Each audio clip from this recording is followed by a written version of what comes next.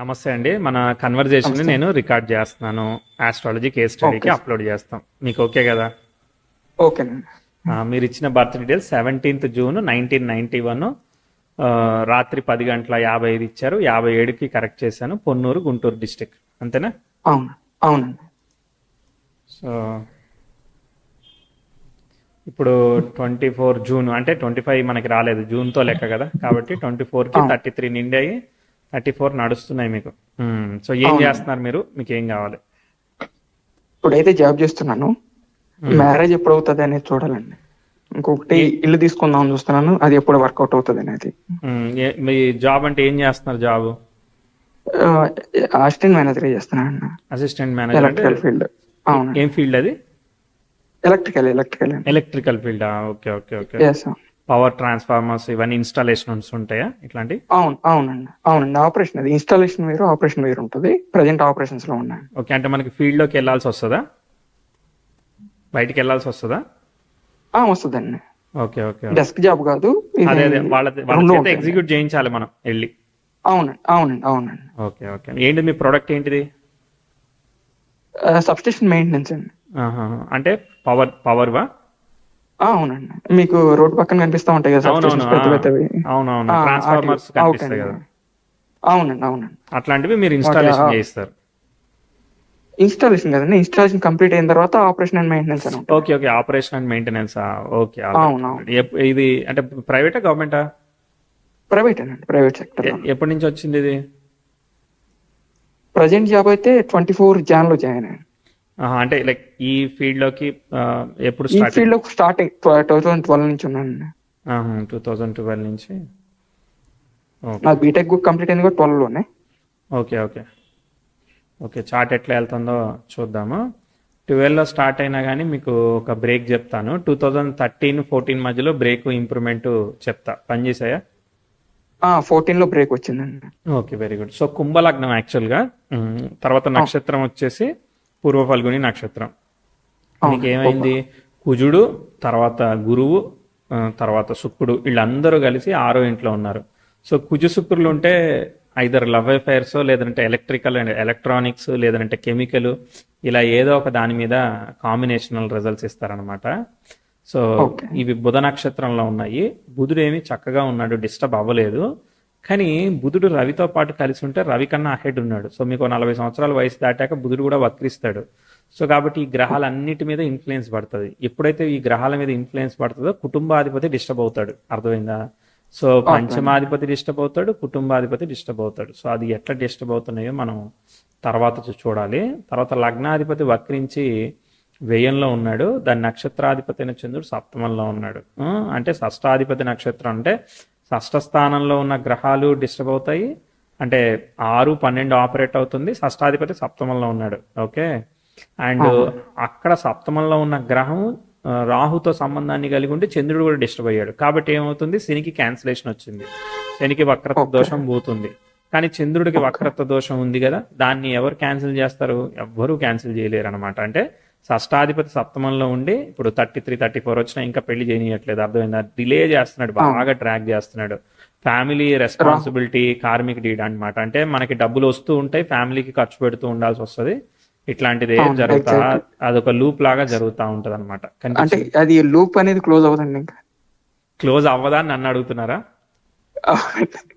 అది ప్రజెంట్ నడుస్తుందండి, same loop, మీరు చెప్పిన లూప్ నడుస్తా ఉంది ప్రజెంట్. అది లూప్ అంటే ఏంటిది? లూప్ అంటే అది ఇన్ఫినిటీ లూప్ కదా అది. So just like that. So దానికి దానికి ఒక పర్సంటేజ్ పెట్టి ఇక పక్కకు జరగదా తప్ప ఏం చేయలేము మనం. అదంతే. సర్లే, అది రుణం తీర్చుకుంటున్నావు, నువ్వు కార్మిక డీడ్ క్లియర్ చేసుకుంటున్నావు అనుకోవాలంతే. సరే, దేవుడు అటు సైడ్ వెళ్తున్నావు కానీ ఇటు సైడ్ నువ్వు గాల్లోంచి జనరేట్ చేయట్లేగా డబ్బుల్ని, నీకు వస్తున్నాయి కాబట్టి నువ్వు ఇస్తున్నావు. సోర్స్ అదే, నీకు ఆ సోర్స్ ఇస్తాడు. ఎగ్జాల్టెడ్ గురువు ఉన్నాడు కాబట్టి నీకు ఆ సోర్స్ ఇస్తాడు అనమాట. ధనాధిపతి ఎగ్జాల్ట్ అయ్యాడు కదా, నీకు డబ్బులు ఏదో రకంగా వస్తాయి. అర్థమైందా? దశమాధిపతి కలిసి ఉన్నాడు, చాలా ఎఫిషియెంట్ గా మీరు పని చేయగలుగుతారు. చాలా అంటే లైక్ మనసు ప్రాణం పెట్టి పనిచేసే మనస్తత్వం ఇస్తుంది. కానీ అన్ఫార్చునేట్లీ మనకి ఎమోషన్ ని ఫుల్ఫిల్మెంట్ త్వరగా చేయనీయదు. మనం క్యాపబుల్ అయినా ఒక్కోసారి మనం చేయలేమేమో అని మన మీద మనకు సంకోచం ఇవన్నీ కనబడతా ఉంటాయి. కనిపించాయి కదా? ఓకే, కనిపించాయండి. సో బ్రేక్ అయితే 2014 వచ్చింది. సో ఎలక్ట్రిక్ అండ్ ఎలక్ట్రానిక్ మంచి అనలిటికల్ అప్రోచ్ ఉంటుంది, మంచి రీజనింగ్ ఉంటుంది, అని బాగుంది, థింకింగ్ అంతా బాగుంది. బట్ పరిస్థితి మన చేతిలో ఉండదుగా, ఆలోచన మన చేతిలో ఉంటది కానీ అవునవును అవును అది ఎగ్జాక్ట్. ఇంటెలిజెన్స్ ఉన్నప్పటికీ కూడా ఒక విషయం టైంకి 24 అవర్సే ఉంటది లిమిటెడ్ డే కంటే, దాన్ని మనం మార్చలేం కదా ఎంత ఇంటెలిజెన్స్ ఉన్నా. అవును అట్లా జరుగుతూ ఉంటాయి కొన్ని విషయాలు. ఎనీవే, సో 2014లో బ్రేక్ వచ్చింది. 2014లో సన్ దశ జరుగుతూ ఉంది. సన్ను ఎగ్జాల్టెడ్ స్టార్ మార్స్తో, అంటే మార్స్ డిబిలిటేట్ అయినా నీచభంగం అయింది, అక్కడ జూపిటర్తో కలిసి ఉన్నాడు కదా. సో కాబట్టి అక్కడ అంటే సప్తమాధిపతి దాని మంచి మంచి పేరు రెప్యుటేషను, 14కి 13 ఎండింగ్, 14, 15 మధ్యలో ప్రోగ్రెస్ అయింది, బాగుంది. ఈ సైకిల్ ఇట్లా కంటిన్యూ అవుతుంది, చాలా రోజులు పైకి పోతుంది చార్ట్ ఇప్పుడు. ఓకే, 16, 15, 16. 16లో కొంచెం అక్కడే అదే ఫ్యామిలీ ఇష్యూస్, ఫ్యామిలీ రెస్పాన్సిబిలిటీస్ ఇవి మీకు కనిపిస్తాయి. అక్కడ కూడా మీకు 12లో కూడా కనిపించాయి, 12లో కూడా కనిపించాయి, ఇక్కడ 16లో కూడా కొంత కనిపిస్తాం. 16లో ఫారెన్ వెళ్ళానండి. ఫారెన్ వెళ్తే ఈ ఫారెన్ వెళ్ళిన డబ్బులన్నీ కూడా మనకి ఇక్కడ రెస్పాన్సిబిలిటీకి లోపల పడినాయండి. వెళ్ళిపోతాయి అనమాట. ఎంత నీకు ఎక్స్ట్రా వస్తాయో దానికి రెడీగా ఉంటది. ఇక్కడ నువ్వు ఒక చేతితో తీసుకోవడం, ఇంకో చేతితో ఇచ్చేయడమే ఉంటది. ఎగ్జాక్ట్లీ అండి, ఎగ్జాక్ట్ గా. సో హ్యాపీనెస్ అదే మనం జనరేట్ చేయగలుగుతున్నాం అనే హ్యాపీనెస్ తప్ప వేరే ఉండదులే. సో గ్రోత్ అయితే వర్క్ పరంగా గ్రోత్ ఇవన్నీ బాగున్నాయి. యాక్చువల్గా ప్రొఫైల్ మంచిగా మూవ్ అవుతా ఉంది. సో మూన్ బాగా ఇస్తాడు, అర్థమైందా. షష్టాధిపతి వక్రించాడు కదా, దోషాన్ని బట్టాడు కదా, కాబట్టి it will give very good results అనమాట. మూన్ దశలో మీరు చాలా ప్రొఫెషనల్లీ గ్రో అవుతారు, పెళ్లి మాత్రం అవ్వదు, అర్థమైందా. అంటే 2026 వరకు ఉంది అది. కాబట్టి ఇప్పుడు పెళ్లి వయసు 2016, 17కి 25, 26 ఏళ్ళు వచ్చేసాయి కదా, కానీ అవ్వలే కదా, చూసారు కదా. సో మూను షష్టాధిపతి వక్రించి సప్తమంలో ఉన్నాడు, అంటే రిలేషన్షిప్ ని ఇవ్వట్లేదు. లవ్ ఇవన్నీ కూడా అవుతూ ఉంటాయి కానీ అవన్నీ కూడా ఫెయిల్ అవుతాయి, కనిపించాయి కదా. ఏం లేదండి, లవ్ మ్యాటర్స్ అవ్వలేదు. అయితే మీకు ఎలక్ట్రానిక్స్ మీదనే ఎక్స్పెక్టెన్సీ ఇస్తుంది అయితే. సో ఏదో ఒక దాని మీద ఇస్తుంది తర్వాత నెక్స్ట్. అది లేకపోతే మదర్ హెల్త్ సెన్సిటివ్ గా ఉండడం, మదర్ కి దూరంగా వర్క్ రీత్యా వేరే ప్లేస్ లోకి మూవ్ అవడం అట్లా కూడా చేస్తుంది. అవునండి, దూరంగానే వర్క్ చేస్తున్నాను. తర్వాత మ్యారేజ్ అయితే ఇయర్ ఏం లేదండి. సరే, ఇక్కడ ప్రాబ్లం వచ్చింది ఒకటి.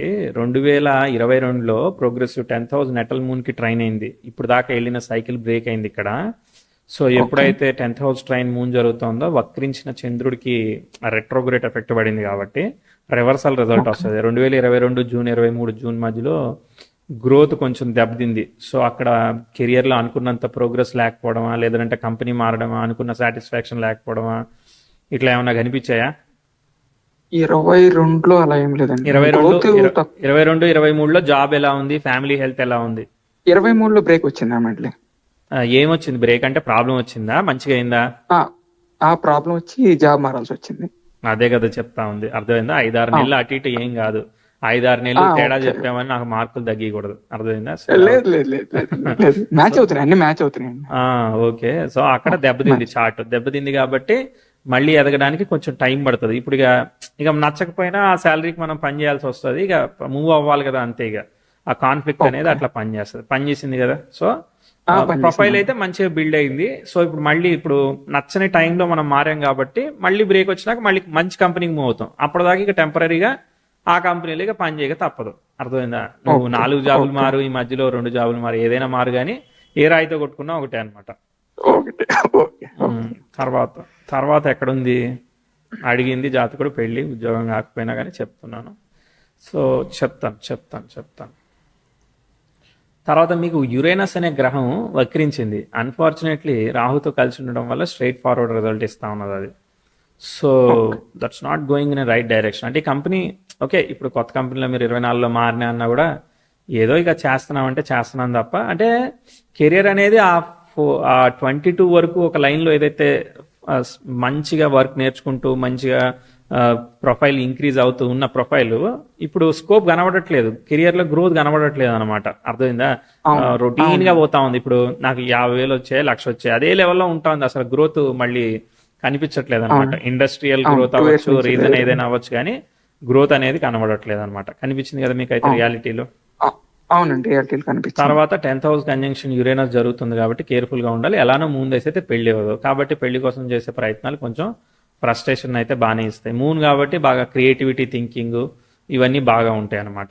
ఐడియాస్, ఫ్యాంటసీస్ అన్నీ బాగానే ఉంటాయి, కానీ బట్ ఎగ్జిక్యూషన్ థింగ్ లేదు. సో ఇది రిలీవ్ అవ్వాలి. సో రిలీవ్ అయ్యే వరకు మీకు వయసు దాటిపోతా ఉన్నది. మూన్ అయిపోతున్నాడు కాబట్టి మూన్ లోపల లాస్ట్ ఏంటిది మీకు చిత్రదశ. మూన్లో మార్స్ వస్తాడు. ఓకేనా, మార్స్ మెర్క్యూరీ పరివర్తన చెందారు. సో మార్స్ మెర్క్యూరీ పరివర్తన చెందితే మార్స్ వెళ్ళి మిథునంలో ఉండి ఎస్. సో ఈ మార్స్ అనే వాడికి వివాహం చేసే శక్తి ఉంది. ఓకే, వీనస్లో మూన్ లోపల లాస్ట్ వీనస్సే కదా. సో వీనస్ కూడా అవకాశం ఉంది, కానీ వీనస్ చెప్పట్లేదు నేను. అర్థమైందా? ఈరోజు మనకి చిత్తా నక్షత్రం ఈరోజు వచ్చేసిందా? సో చూద్దాం. చంద్రహస్త ఉండాలి, హస్తలోనే ఉన్నాం మనం ఇంకా. సరే, సో హస్తలో ఉన్నామంటే బుధుడు ఇవ్వాలి. అర్థమైందా? సో బుధుడే వివాహాన్ని ఇవ్వాలి, ఎందుకంటే బుధ ఈజ్ కంట్రోల్డ్ ద సన్ అన్నమాట. సో కాబట్టి ఆ కంట్రోల్ ఎప్పుడు ఇవ్వాలి?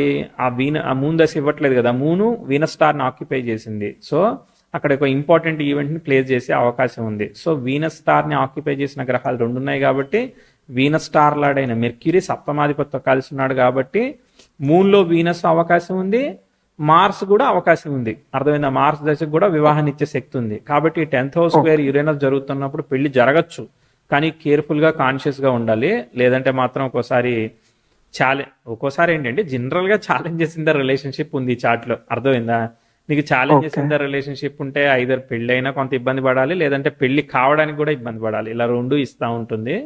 సో సెన్సిటివ్ వైఫ్ హెల్త్ ఇవన్నీ చెప్పాల్సి వస్తూ ఉంటుంది. ఓకే, సో ఫ్యామిలీ ప్రాబ్లమ్స్ అనేది అది ఒక సెగ్మెంట్ అంతే. అది ఒక 50% సెగ్మెంట్ లైఫ్లో కార్మిక్ డీడ్ ఉంది. దాన్ని దాటి నువ్వు ఓవర్కమ్ చేయడానికి కొంచెం ఎఫర్ట్ చేయాల్సి వస్తూ ఉంటుంది. ఎగ్జాల్టెడ్ గురువు వల్ల నీకు ఏదో ఒకటి జరుగుతుంది అని చెప్తాను. ఓకేనా? సో మీకు బాగానే ఉంటుంది. కాకపోతే ఇప్పుడు ఈ స్క్వేర్లు ఇవన్నీ దాటాలి. అంటే హడిలిస్టిక్గా పోతా ఉంది చాటు. చూద్దాం ఇంకెలా ఉందనేది. మార్స్ దశ ఎలా ఉంటుంది అయ్యా? మార్స్ మెర్క్యూరీ పరివర్తనం అయ్యారు కదా, పంచమ దశమాధిపతుల కేంద్ర కోణాధిపతుల పరివర్తనం. అందులోనూ బుధుడు స్వక్షేత్రగతుడు అయి ఉన్నాడు, సప్తమాధిపతితో కలిసి ఉన్నాడు, కేతుతో కలిసి ఉన్నాడు. కేతుతో కలిసిన ప్లానెట్ ఏంటిది? Dry planet. Late result. Already వయసు కూడా లేట్ అయింది కాబట్టి ఇవ్వాలి. నిజానికి మార్స్ అయినా మూన్లో వీనస్ అయినా వివాహాన్ని ఇచ్చేదానికి అవకాశం ఉంది. నేనైతే వివాహం 26-27 అయితేనే కొంచెం బెటర్లే, కొంచెం రిలీవింగ్ ఆస్పెక్ట్ ఫామ్ అయినాక అవుతుంది అని భావిస్తాను నేను. అర్థమైందా? 26 అంటే ఇట్ ఈస్ ఓకే, బట్ కాకపోతే మనకి ప్రోగ్రెషన్ సరిగా లేవు కదా. సో నీకు మంచిగా కొంచెం స్మూత్ గా జరగడానికి కొంచెం లేట్ అయినా కూడా పాజిటివ్ గానే ఫీల్ అవ్వాలి తప్ప నెగిటివ్ గా ఫీల్ కాకూడదు. అర్థమైందా? ఆల్రెడీ లేట్ అయింది. దశలాడు బాగోకే కదా లేట్ అయింది. అర్థమైందా? వివాహ యోగం బాగోకే కదా లేట్ అయింది. కళత్రకారకుడు బాగున్నాడు, సప్తమాధిపతి బాగున్నాడు, కానీ సప్తమంలో ఆక్యుపెంట్ బాగాలేదు. ఆయననే కదా 60% లీడ్ చేసేది. ఆక్యుపెంట్ దశ వచ్చింది. అర్థమైందా? అందుకే పెళ్లి కాలేదు. అన్నీ ఉంటాయి, కానీ ఎందుకో మనకి నచ్చవు, సాటిస్ఫాక్షన్ రాదు, కాన్ఫిడెన్స్ రాదు. అర్థమైందా? అమ్మాయి అందంగా లేదని చెప్తావా నువ్వు, లేదనంటే నాకు నచ్చలేదని చెప్తావా, లేదనంటే మా ఫ్యామిలీకి అడాప్ట్ అవుతుంది అంటే ఏమంటారో మీరు తెలియదు. అది ఒక విచిత్రమైన సినారియో అన్నమాట. కనిపించిందా? కనిపించింది. రైట్. రీజన్స్ రకరకాలుగా ఉంటాయి. స్క్రీన్ ప్లే వేరే ఉంటుంది, కానీ స్టోరీ ఒకటే ఉంటుంది. తర్వాత నెక్స్ట్ మార్స్ దశ పంచమ భావానికి కనెక్ట్ అయింది కాబట్టి ఓకే, కానీ గ్రోత్ చెప్పట్లేదు, కానీ ప్రాబ్లం చెప్పాల్సి వస్తుంది. ఓకే, ప్రాబ్లం చెప్తా నేను వచ్చినప్పుడు చెప్తా. అప్పటి వరకు పోతా ఉంటుంది. ఈ చార్ట్ ఏదైతే స్కిల్ సెట్ అక్వైర్ చేయాలో ఆ స్కిల్ సెట్ని అక్వైర్ చేసింది. మళ్ళీ గ్రోత్ రావడానికి టైం పడుతుంది. ఓకే, సో చాలా టైం పడుతుంది. అంటే మనము ఒక ప్రభుత్వ ఉద్యోగం ఎట్లయితే ఒకే రకంగా ఒకే లెవెల్లో చేస్తే వెళ్ళాల్సి వస్తుందో అట్లా పోతా ఉంటుంది అన్నమాట. దాదాపు ఇప్పుడు మనకి ప్రొఫైల్ అంతా 33 వరకు కూడా అదే లెవెల్లో నడుస్తా పోయింది చార్ట్. అర్థమైందా? 33కి అక్కడ ఒక ట్రాన్స్ఫర్మేషన్ పాయింట్స్ ఉన్నాయి. 34 అంటే రాహు పనిచేయడు. మార్స్ అలా న్యూట్రల్గా వెళ్ళిపోతుంది. పంచమ భావం పూర్వపుణ్యం వల్ల మార్స్ న్యూట్రల్గా వెళ్తుంది. ఓకే, రాహు వచ్చాడు కదా, రాహు శుక్ర నక్షత్రంలో ఉన్నాడు కదా, శుక్రుడు గురువుతో కలిసి ఉండడం వల్ల గురు రాహువుల దోషం ఏర్పడుతుంది అక్కడ. శుక్ర రాహువులు కదా, సో శుక్ర రాహుల కాంబినేషన్. రాహు స్టార్ని ఎవరు ఆక్యుపై చేయలేదు. రాహు స్టార్ లాడు శుక్రుడు గురుతో కలిసి ఉన్నాడు. గురు శుక్రులు కాకుండా గురు రాహులు యాక్టివేట్ అవుతారు. గురుకుజ రాహులు యాక్టివేట్ అయితే ఏమవుతుంది? సో అది డబ్బులు లాస్ అవ్వడానికి వాటికి కాంబినేషన్స్ కదా. అర్థమైందా? So progressive Venus, progressive Mars 10th house కి స్క్వేర్ ఇస్తూ ఉంటారు. ప్రోగ్రెసివ్ మెర్క్యూరీ, ఎందుకంటే స్లో మూవింగ్ ప్లానెట్స్ వస్తున్నాయి. సో కాబట్టి అమ్మ చాలా చాలా హ్యాపీ నాకు, ఎందుకంటే శుక్రుడు వక్రించాడు. ఎందుకనంటే శుక్రుడు 10th హౌస్ స్క్వేర్ ఇవ్వడు, సన్ 10th హౌస్ ట్రైన్ ఇస్తాడు. రాహు పనిచేయదు, రాహులో గురువు నుంచి మళ్ళీ చార్ట్ పికప్ అయింది. Okay, progressive. మార్స్ కూడా యురేనస్ కి ట్రైన్ అయ్యి మంచికి మూవ్ అయ్యాడు. ఇక మూవ్ అయిపోయాడు కాబట్టి ఇప్పుడు ఇక మనకి చార్ట్ దాదాపుగా ఆ మెర్క్యూరీ 10th హౌస్ స్క్వేర్ తప్ప పెద్దగా ఏం పోదు. సో 33 నుంచి అండి. 33 నుంచి 33, అదే 33 అంటే అప్పుడే కదా వెయిట్ 36 నుంచి మూవ్ అవుతుంది. 33కే కదా రాహు వచ్చేది. అవును. మార్స్ మంచిగానే పోయిండు. 33 టు 36 రాహు పనిచేయలేదు. ఓకే, దాని తర్వాత మళ్ళీ మెర్క్యూరీ 10th హౌస్ స్క్వేర్ ఇచ్చేంత వరకు ఇబ్బంది. మెర్క్యూరీ స్క్వేర్ ఇవ్వకపోతే అది కూడా బెటరే.